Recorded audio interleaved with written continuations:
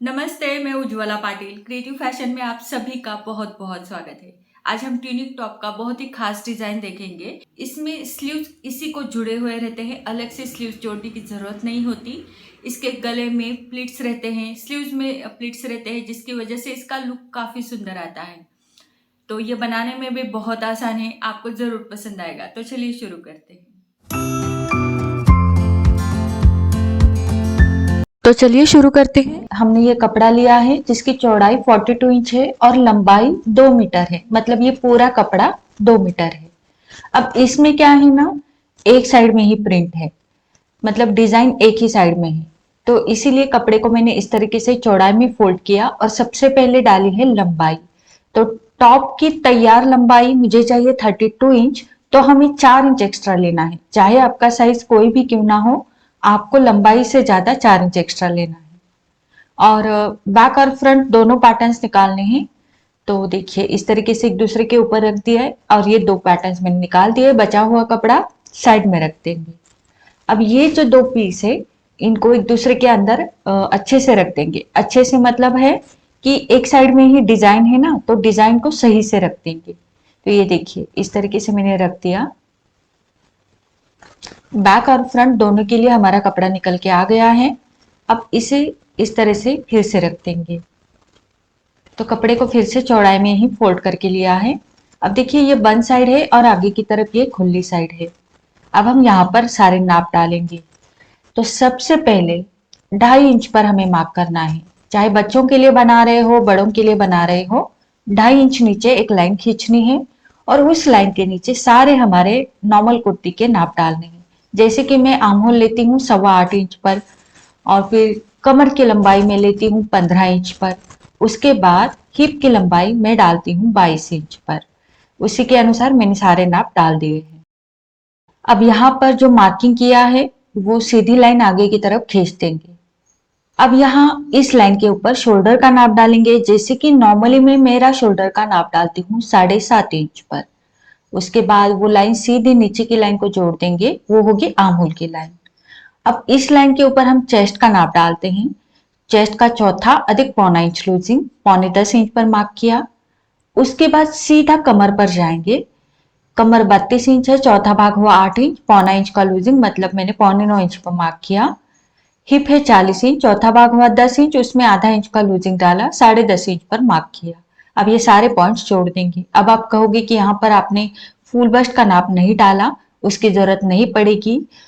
ये मैं आपको आगे समझा दूंगी। अब बाहर की तरफ मार्जिन लिया है 1-1 इंच और लाइन बना दी।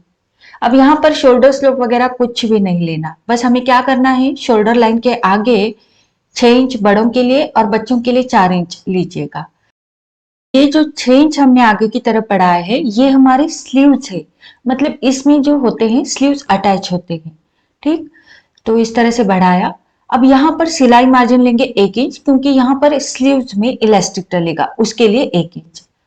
अब यहाँ से तिरछे में इसे जोड़ देंगे। अब देखिए यहाँ पर अपने आप फुल बेस्ट के लिए जगह बन गई है। ये होगा मार्जिन, और यहाँ से जो तिरछे में जोड़ा है, तो यहाँ पर देखो फुल बस्ट के लिए यहाँ पर अपने आप जगह बन गई। तो इसलिए अलग से फुल बस्ट का नाप लेने की जरूरत नहीं। अब गले की चौड़ाई अपनी नॉर्मल कुर्ती के गले की चौड़ाई से 1 इंच बढ़ा के रखनी है। जैसे नॉर्मल कुर्ती में मैं 3 इंच रखती हूँ, तो यहाँ पर मैंने 4 इंच रखा। ठीक, बच्चों के लिए बना रहे हो, बड़ों के लिए बना रहे हो, 1 इंच बढ़ा के रखिए। पीछे का गला मैंने उस लाइन से 2 इंच नीचे लिया है और यहां से मैं गोलाई दूंगी। तो ये हो गया पीछे का गला। अब आप कहोगे ये ऊपर की तरफ तो बढ़ गया गला, लेकिन बाद में यहाँ पर इस तरह से चुन्नटें आती है, तो ये अपने आप कम हो जाता है। ठीक है, अब आगे का गला भी यहाँ से आप नॉर्मल कुर्ती में जितना रखते हो उतना रख दीजिएगा। 6 इंच 7 इंच आपकी मर्जी। तो मैंने यहाँ पर तिरछे में 6.5 इंच रखा है।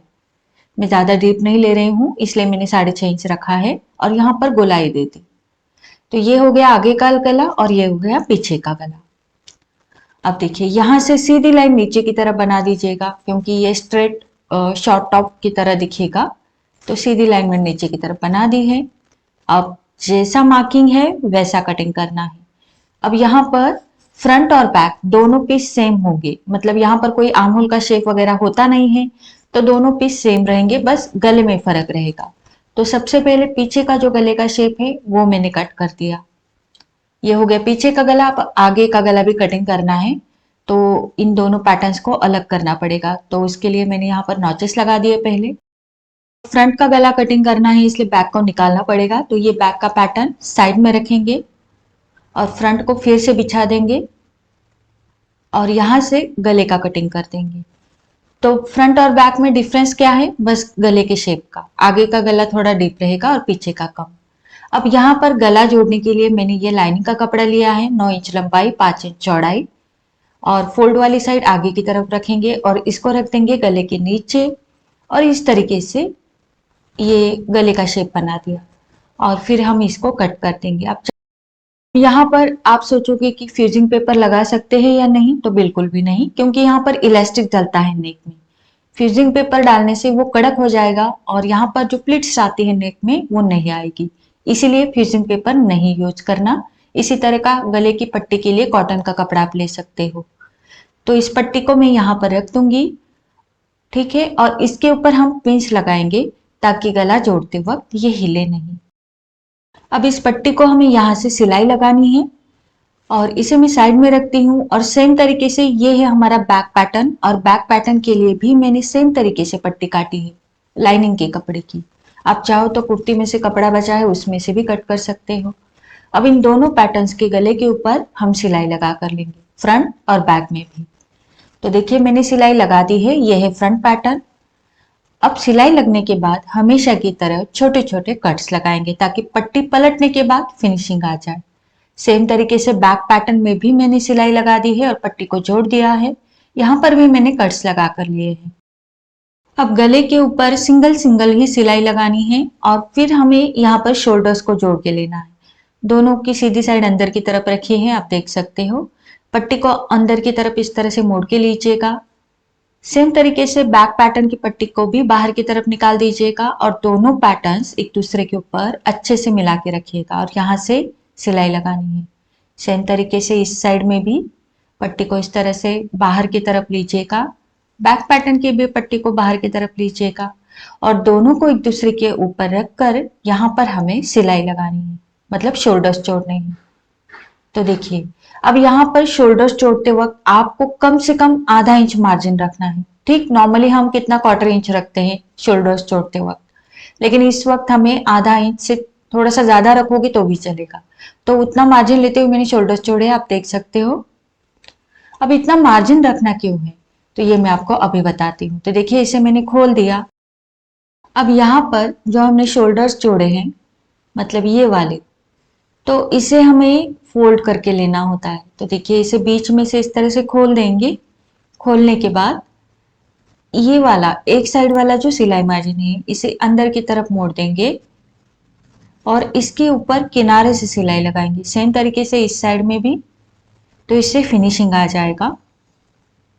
तो इसीलिए मैंने कहा था शोल्डर्स जोड़ते वक्त हमें आधा इंच या उससे थोड़ा सा ज्यादा भी सिलाई मार्जिन रखोगे तो भी चलेगा। तो लगभग आधा इंच इनफ है।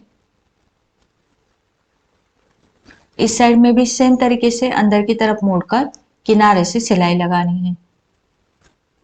तो ये हो गई हमारी शोल्डर की एक साइड। सेम तरीके से ये शोल्डर के हमारे दूसरे साइड में भी सिलाई लगानी है। तो मेरी यहाँ पर एक छोटी सी रिक्वेस्ट है, अगर आपको मेरे वीडियोस पसंद आते हैं तो इस चैनल को सब्सक्राइब जरूर करें और बेल बटन भी दबाएं ताकि हर एक वीडियो की सूचना आप तक पहुंच सके। तो देखिए ये सिलाई हमारी लग चुकी है दोनों साइड में। ठीक, अब हमें ये जो पट्टी आपको दिख रही है गले की पट्टी, इसका फिनिशिंग करना है, मतलब गले का फिनिशिंग करना है। तो पट्टी जो है उसे अंदर की तरफ, ये देखिए इस सिलाई मार्जिन के ऊपर अच्छे से मोड़ कर लेना है और यहाँ पर किनारे से सिलाई लगानी है ताकि जब हम पट्टी को अंदर की तरफ पलटे तो वो एकदम फिनिशिंग के साथ अंदर की तरफ चली जाए। तो एकदम किनारे से सिलाई लगानी है, ठीक है। तो बस पूरी गोलाई में मैंने किनारे से सिलाई लगा दी है। अब इस पट्टी को हम अंदर की तरफ मोड़ देंगे इस तरीके से और मोड़ने के बाद फिर से एक बार एक सिलाई लगाएंगे किनारे से ताकि पट्टी अंदर की तरफ बनी रहे। अगर आप नहीं लगाना चाहते तो ना भी लगाए, आप आयन भी कर सकते हो। तो यहाँ पर मैं एकदम किनारे से सिलाई लगा रही हूँ। तो जैसे मैंने बताया, अगर आपको नहीं पसंद इस तरह की ऊपर से सिलाई, तो आप आयन करके भी ले सकते हो। तो देखिए पूरी गोलाई में मैंने सिलाई लगा दी है। ठीक है, पूरी गोलाई में सिलाई लगने से पट्टी अंदर की तरफ अच्छे से मुड़ गई है। अब हम इसको लेंगे उल्टी साइड में, मतलब इस साइड में। अब ये जो पट्टी दिख रही है, इसे इस तरीके से मोड़कर यहाँ पर इस तरह से किनारे से सिलाई लगानी है, ताकि इलास्टिक के लिए अंदर की तरफ जगह बने, क्योंकि इस पट्टी में हमारा इलास्टिक जाएगा। तो इसीलिए इस पट्टी को इस तरह से मोड़ते हुए, इसके किनारे अंदर की तरफ मोड़ते हुए एकदम किनारे से सिलाई लगानी है। ठीक है, गले के अंदर हमारा 1/4 इंच चौड़ा इलास्टिक जाएगा, तो इस हिसाब से हमें यहाँ पर जगह बनानी है। अब यहाँ पर मैंने ये थोड़ी जगह छोड़ी है, क्योंकि यहाँ से हम इलास्टिक अंदर डालेंगे, तो उसके लिए थोड़ी जगह मैंने यहाँ पर छोड़ी है। और ये जगह मैंने बैक साइड में छोड़ी है, मतलब बैक नेक में। ठीक है, तो इस तरीके से पूरी गोलाई में सिलाई लग गई, शोल्डर्स का भी फिनिशिंग हो गया। अब आगे क्या करना है देखते हैं। तो ये है हमारे स्लीव्स की मोरी, जो कि मैंने बताया स्लीव्स इसी को अटैच रहते हैं। तो इस मोरी को भी हमें इस तरीके से डबल फोल्ड करके लेना है। तो 1 इंच मार्जिन हमने छोड़ा ही था कटिंग करते समय, तो बस इस तरह से 1/4 इंच पहले मोड़ा और फिर इस तरह से 1/4 इंच अंदर की तरफ मोड़ा, मतलब 0.75 इंच। और फिर यहाँ पर हम सिलाई लगाएंगे, तो स्लीव्स में भी हमारा इलास्टिक जाएगा, तो उसके लिए ये जगह बन जाती है। ठीक है, तो सेम तरीके से दूसरे साइड के स्लीव्स में भी हमें मोड़ कर लेना है। तो ये हो गए एक साइड की स्लीव। अब इस साइड के स्लीव में भी हमें इसके बॉटम यानी मोरी को डबल फोल्ड करके लेना है। तो ये देखिए यहाँ से इसी तरीके से 1/4 इंच पहले मोड़ा और फिर 0.75 इंच अंदर की तरफ मोड़ा और यहाँ से सिलाई लगा दी। बहुत ही सिंपल टॉप है, लेकिन दिखने में बहुत खास दिखता है। अब इस शॉर्ट टॉप को आप जीन्स के साथ, पटियाला के साथ, स्कर्ट के साथ भी बहुत अच्छे से पेयर अप कर सकते हो, सुंदर लगता है। अब देखिए गला बन गया है। अब गले में हमें इलास्टिक डालना है। उसके लिए पहले गले की गोलाई नाप कर लीजिएगा। तो मेरी गोलाई आ रही है 34 इंच। आपकी कम ज्यादा हो सकती है, जितनी भी गोलाई आ रही है उसमें से 10 इंच कम कर दीजिएगा और उतना इलास्टिक लीजिएगा। तो मेरा 34 में से 10 इंच कम किया तो 24 इंच आ गया, तो मैंने 24 इंच लंबा इलास्टिक लिया है। ये 1/4 इंच चौड़ा इलास्टिक है। अब इस इलास्टिक को हम यहाँ पर डालेंगे। तो मैंने कहा था ना आपको, मैंने यहाँ पर जगह छोड़ी है इलास्टिक अंदर डालने के लिए, तो यहाँ से मैं डाल रही हूँ। तो मेरे पास इस तरह का इंस्ट्रूमेंट था, आप सेफ्टी पिन से भी इलास्टिक को अंदर डाल सकते हो। तो देखिए मैंने इलास्टिक अंदर की तरफ डाल दिया है और नेक में बहुत अच्छे से प्लिट्स यानी चुन्नटें तैयार हो गई है। अब हम स्लीव्स में भी इलास्टिक डालेंगे। तो ये इलास्टिक मैंने कितना लिया है, तो ये जो इलास्टिक है आपकी जितनी बाजू की गोलाई है, तो मेरी 13 इंच बाजू की गोलाई थी, तो इलास्टिक मैंने 13 इंच लंबा लिया है। ठीक उस हिसाब से हम यहाँ स्लीव्स में भी इलास्टिक को डाल देंगे। तो यहाँ पर सेफ्टी पिन की मदद से भी आप इलास्टिक अंदर की तरफ डाल सकते हो। अब यहाँ पर मेरा एक तरफ व्हाइट इलास्टिक है, एक तरफ ब्लैक है, क्योंकि मेरे पास जो था बचा कुचा वो मैंने ले लिया है। तो इलास्टिक दोनों स्लीव्स में डालना है।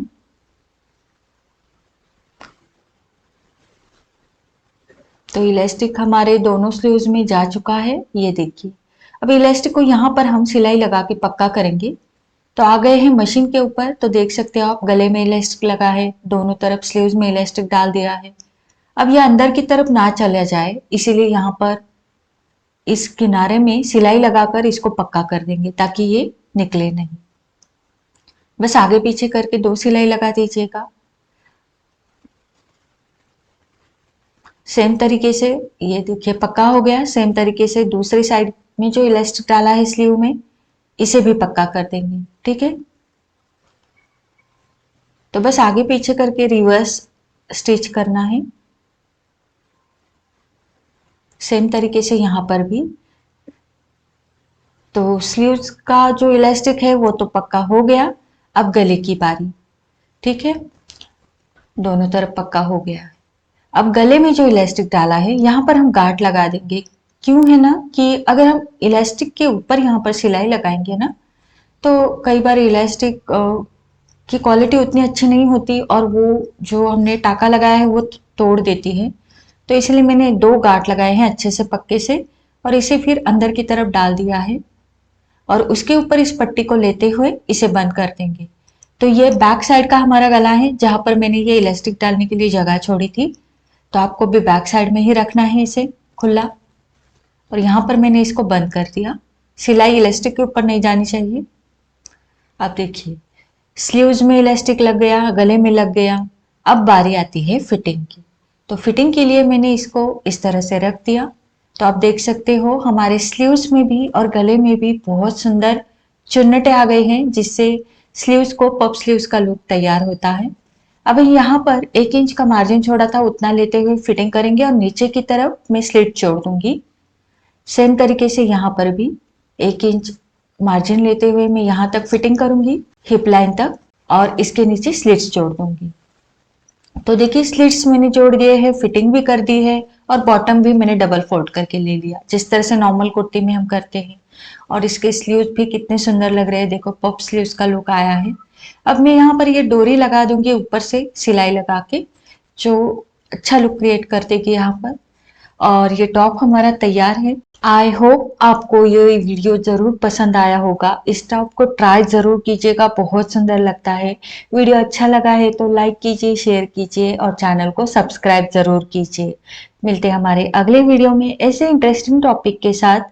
धन्यवाद।